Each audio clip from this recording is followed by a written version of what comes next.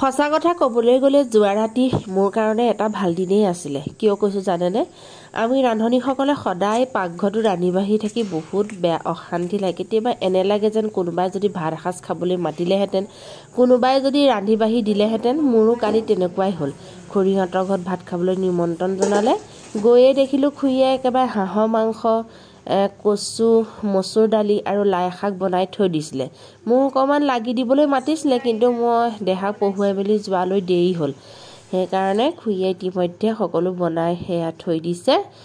যোৰহাটৰ পৰা শহু দেউতা আহিছিলে কাৰণে গোটেইকেইজনকে ভাত খাবলৈ নিমন্ত্ৰণ জনালে। অলপ দেৰি ৰৈ কথা বতৰা পতাৰ পিছত এয়া ভাত উলিয়ালে। খুৰীৰ লগতে ময়ো অকণমান লাগি মেলি দিছোঁ।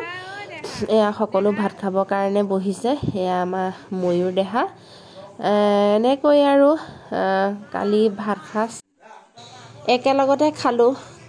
খাই ভাল লাগিলে।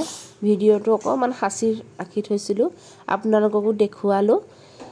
মোৰ ভিডিঅ'বোৰ আপোনালোকে চাই কিন্তু লাইক কমেণ্ট খুব কমেই কৰে, সেইকাৰণে মোৰ বেয়া লাগে। পাৰিলে লাইক কমেণ্ট কৰি দিব আৰু মই তেতিয়াহে আগবাঢ়ি যাব পাৰিম নহয় জানো।